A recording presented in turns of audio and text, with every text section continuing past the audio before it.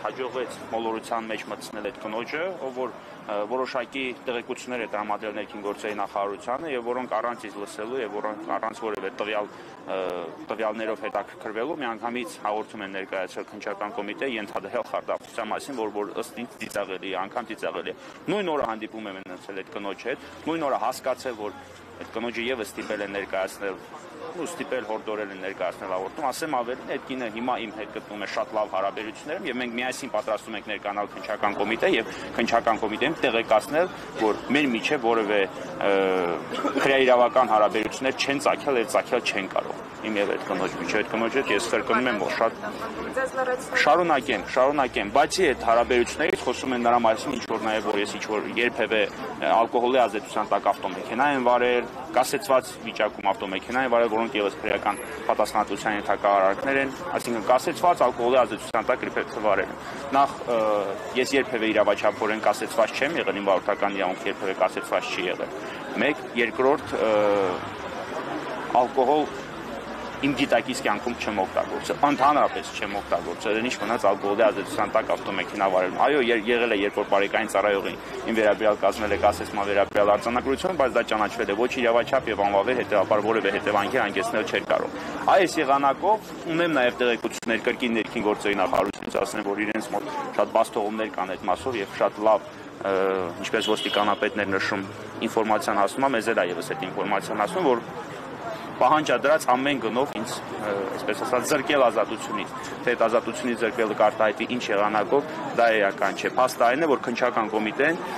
ներքին գործերի նախարարության հետ համատեղ աշխատում է դրա վրա։ Ինչու եմ գտնում, որ սա պատժողական քաղաքականություն է, որովհետև տեսեք, ներքին գործերի նախարարությունը պայմանական ենթադրենք ինչ որ փաստաթղթեր է հավաքագրել իմ վերաբերյալ եւ ներկայացրել, որն է դա լուսաբանելու նպատակը, մեկ, եւ որն է իմ անուն, ազգանուն, պաշտոնն լուսաբանելու, տեսել եք քննչական կոմիտեն ներքին գործերի նախարարություն միանգամից Գագիկ Շամշյանի միջոցով նշել է, որ այսպես եւ մեր տեղեկություններով ընդ որում տուժողի անուն ազգանվան միայն առաջին տառն նշում, իմ պարագայում նշում են ոչ միայն անուն ազգանունս ու պաշտոնս, այլ նաեւ լուսանկարս են հրապարակում։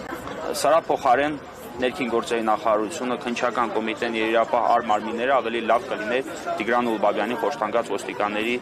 բոլոր անձերը բացահայտեին, վերջինիս պատասխանատվության ենթարկելու ուղղությամբ միջոցներ ձեռնարկեին։ Թվարկել են բազմաթիվ քննչական եւ դատավարական գործողություններ, որոնք պետք է ձեռնարկեն այդ աշխատանքը կատարեն։ Եվ նկատելով այս ամենը, նկատելով որ արդեն այս ամենը հասնում է աբսուրդի, ես այլ ընտրանք չունենալով եւ տեսնելով, որ դատավարական եղանակով հասնել հաջողության հնարավոր չէ, այսինքն կլասիկ իրավական ճանապարհով հասնել հաջողության հնարավոր չէ, որոշել եմ հանրային պայքարի եղանակով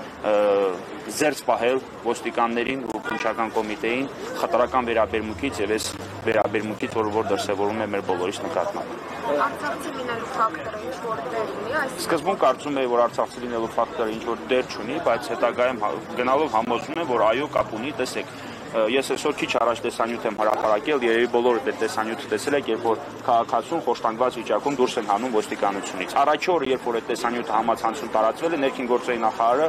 ես հերքել եմ, որ այդ տեսանյութում պատկերված անձը Տիգրան Ուլբաբյանն է։ Ներքին գործերի նախարարը անդրադառնալով նշել է, որ այդ տարածված տեղեկությունների իբր անձը Տիգրան Ուլբաբյանն է, կեղծը չգիտեմ այդ հայտարարությունը տալու իմաստը ինչումն էր, եթե ես որպես Տիգրան Ուլբաբյանի ներկայացուցիչ արդեն իսկ հայտարարում էի, որ այդ անձը Տիգրան Ուլբաբյանը չէ։ Ինչևէ, այսօր այդ անձը իմ հետ կապ է հաստատում եւ պարզվում է, որ ինքը եւս արցախցի է,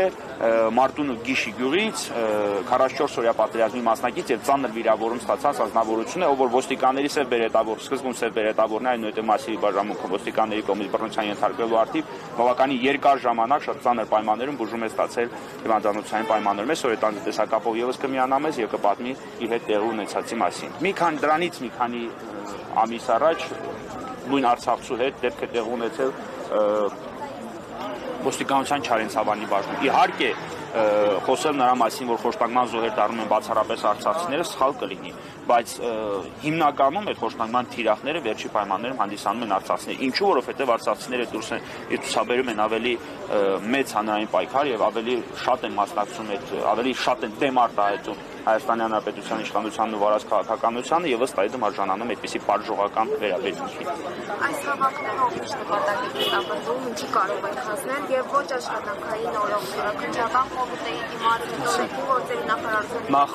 նախ ինչու ոչ աշխատանքային օրը, որովհետև մենք ցանկանում ենք ցույց տալ, որ քննչական կոմիտեի բնականon աշխատանքի խոչընդոտելու նպատակ մենք չենք հետապնդում։ Հենց այդ է պատճառը, որ հավաքվել ենք ոչ աշխատանքային օրով։ Մենք միաժամանակ ես սկզբից էլ նշել եմ, հավաքների հիմնական նպատակը այն է, որ Տիգրանին ցույց տալ, որ ինքը մենակ չէ, որովհետև ոստիկանները հիմնականում նրա նկատմամբ բռնություն գործադրելիս օգտվել են նրա անօգնական վիճակից եւ Տիգրանը հայտարարել է, որ կարծել են, թե ես միայնակ տղա եմ։ Ես հավաքները կազմակերպում նախ եւ առաջ նպատակ եմ հետապնդում ցույց տալ, որ ինքը մենակ չէ։ Ինչ վերաբերվում է ինչ ունենք ասելու, ունենք Արցախցու նկատմամբ դրսևորված ցանկացած վերաբերմունքի պատճառով պատասխան պահանջելու նպատակով ենք այս ամեն ինչը կազմակերպում։ Ցանկացած, ես կրկնում եմ, եթե հարցը ես օրինակ այս ամեն ինչի զոհ եմ դարձել զուտ Տիգրան Ուլուբաբյանի պաշտպանելու պատճառով, որևէ ոչ իմ մասնագիտական գործունեություն իրականացնելու պատճառով եւ վստահ եղեք, որ ես իմ հարցը կարող եմ ուտել ոչ միայն հավաքներ կազմակերպելու, այլ նաև ցանկացած այլ եղանակով, բայց ես այսօր իմ հարցը կամ Տիգրանի հարցը լուծելու նպատակ չեմ հետապնդում, այլ ցանկանում եմ մեր դժգոհությունն ու մեր, այսպես ասած, անհամաձայնությունը հայտնել վարած վերաբերմունքի, թե արցախցիների նկատմամբ, թե խոշտանգման վարույթներով առհասարակ ցանկացած խոշտանգման վարույթով դրսևորված քրեական դատավարության եւ խտրական վերաբերմունքի վերաբերյալ եւ այլի վերաբերյալ։ Ուլուբաբյանի գործը ինչ փուլում է, արդարության կարող են հասնել այս մասով։ Տիգրան Ուլուբաբյանի գործը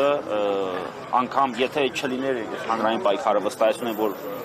նախաձեռնվելու երևի թե հաջորդ շաբաթը արդեն կկարճվի, այս փուլում Տիգրան Ուլուբաբյանի գործը ես ասել եւ շարունակում եմ պնդել, որ կան բավականաչափ հիմքեր ոստիկաններին ձերբակալելու համար, սակայն քննչական կոմիտեն հրաժարվում է այդ գործողությունները կատարելուց։ Ես քիչ հետո կբարձաբանեմ նաեւ ինչ է տեղի ունեցել քիչ հետո չէ, ինձ հիմա կբարձաբանեմ առերեսման ընթացքում, հենց առերեսման ընթացքում դրսևորված խտրական վերաբերմունքի մասին եւ այդ խտրական վերաբերմունքը սկսում է նրանից, որ ես որպես Տիգրան Ուլուբաբյանի ներկայացուցիչ ոստիկանություն եմ բարձրանում առանց հեռախոսի, իսկ ոստիկաններն ու այդ ոստիկանների փաստաբանները բարձրանում են քննչական կոմիտե հեռախոսով, երբ որ բարձրաձայնում են այդ խնդրի մասին, հեռախոսները թողում են խոշտանգման պետի գրասենյակում, այնուհետև գալիս առերեսման մասնակցություն։ Խոշտանգման պետի գրասենյակում ծխում, սուրճ են վայելում, չգիտեմ, ջուր են խմում, այն ընթացքում, երբ որ ոստիկաններից մեկը առերեսում է, մյուսը այդ գործողություններին է մասնակցում։ Ինչը ավելի քան ակնհայտ է եւ նրանց հենց պատասխաններից օրինակ ես հեսա կհրապարակեմ, օգտվելով առայժմ նախաքննության գաղտնիքը չբացահայտելու զգուշացություն չտալու ինձ այդ հնարավորությունից, ես կհրապարակեմ առերես հարցաքննության արձանագրությունները եւ բոլորի համար տեսանելի կլինի ինչ է կատարվել առերես հարցաքննության ընթացքում եւ ինչպես է քննիչը դրանից հետո ոստիկաններին ձերբակալելու գործողություն չի կատարում։ Ինչու չի կատարում իմ համար միջև հիմա ծանոթ է։ Ինչու օրինակ Տիգրան Ուլուբաբյանը մատնանշում է վկաններ, ասում է խնդրում եմ, այս անձանց հարցաքննեք, այս անձանք կհաստատեն իմ տված ցուցմունքի իրականությունը կամ արժանահավատությունը կամ նրանք եւս ցուցմունք կտան այդ մասին։ Միջև հիմա այդ անձինք չեն հարցաքննել։ Ինչու։ Բայց ոստիկանները գտնվելով ազատության մեջ եւ շարունակելով պաշտոնավարել, օգտվելով իրենց պաշտոնական դիրքից, շարունակում են թաքցնել, ոչնչացնել ապացույցները, քննչական կոմիտեն այս ամեն ինչի մասին ոչ թե չգիտի, այլ իմանալով հանդերձ աչքակապություն է անում։ Օգտվելով եւ այս ամենի ամենահիմնական պատճառը հենց ներքին գործերի նախարարի կողմից կամ այս լույս վառելն է։ Վերջինս ասել է իր այդ ճեպազորույցից հստակ երևացել է, որ նա ոստիկաններին ասել է նույն տոնով է շարունակել։ Միջև հիմա նաև խոշտանգման վարույթով լուրջ պատասխանատվության չարժանացած անձի բացակայություն։ Այսինքն միջև հիմա չունենք որևէ ես ամեն դեպքում իմ կողմից ներկայացված հաղորդումների կապակցությամբ թվարկածը դեպքերի կապակցությամբ, բացի քրեական վարույթ կարճելու որոշումից որևէ այլ որոշում չենք տեսել։ Պարոն Մելիքյանը եւս բարձրաձայնել է Սամվելի դեպքը, գիտեք ինչ է տեղի ունեցել միջև հիմա արդյունքը ինչպիսին է դրա մասին եւս վստահ եմ տեղյակ եք։ Իսկ այն դեպքը, երբ որ նշեցի Մարտուն Նաշոյանի գիշերամակից է վերետավ, միջև հիմա ոչ միայն ոստիկանների անձը չփարված, այլ նաեւ քրեական վարույթ չի նախաձեռնված։ Քաղաքացու ոստիկանությունում հայտնվելու պատճառը ըստ Սամվել Գրիգորյան, եթե չեմ սխալվում անձնավորության, սրբազան պայքարի ընթացքում Արցախի դրոշով փաթաթվելն եւ Բագրատ Սրբազանին աջակցելը։ Հետևից է բերետավորները ըստ իրեն հարձակվել են իրեն, որից հետո խոշտանգման գործողությունները շարունակվել են ոստիկանության մասիվի բաժանում։ Ըստ էության քաղաքական հետապնդումներ են այս ամենը եւ ձեր նկատմամբ կատարվողը եւ ձեր նկատմամբ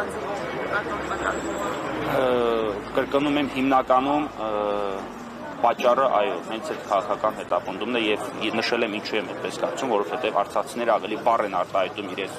բողոքը իրենց դժգոհությունը Հայաստանի իշխանությունից եւ Հայաստանում վարվող քաղաքականությունից։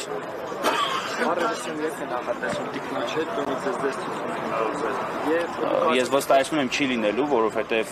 առայժմ չկա նախաձեռնված քրեական վարույթ, բայց քրեական վարույթի մասին իրազեկվելուց անմիջապես հետո ես ու Էթիկին մեր կամքով ներկայանալու ենք քննչական կոմիտե եւ նշենք, որ այդ վարույթ նախաձեռնելը ընդհանրապես թյուրիմացություն է։ Իմ եւ այդ կնոջ միջև առերեսում չի լինելու, որովհետև այդ կինը համաձայն է ամենի հետ, ինչը ես եմ ասել, ես համաձայն եմ նրա հետ, ինչը ինքն է ասում, այսինքն մենք որևէ քրեական հարաբերություններ միմյանց հետ չենք ունեցել։ Ես եւ այդ կինը մեկս մյուսի նկատմամբ որևէ ճշնաման կամ որևէ այլ անելիք չունենք։ Մենք ընդհանրապես միասին ներկայանալու ենք քննչական կոմիտե եւ նշենք, որ նախաձեռնված քրեական վարույթը ընդհանրապես թյուրիմացություն է։ Իսկ դրա նկատմամբ ինչ ճնշումներ են ազդում։ Ոչ թե թյուրիմացություն, այլ միտումնավոր գործողություն է, բայց դա կորակենք որպես թյուրիմացություն։ Ճնշումների հետևանքով է նա այդպեսի ցույց։ Եկեք ես այս պահի դրությամբ այդ տվյալները չբացահայտեմ, բայց ես պատրաստական եմ, օրինակ, քիչ առաջ նշեցի Գրիգորի Երևի դուք ներկայացաք Գրիգորի Սահակյանի դեպքով պատրաստ է անգամ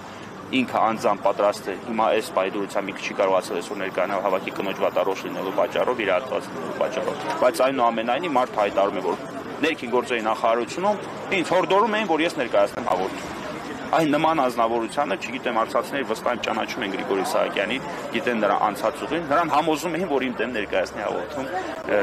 այնուամենայնիվ նկատելով անհաջողություն,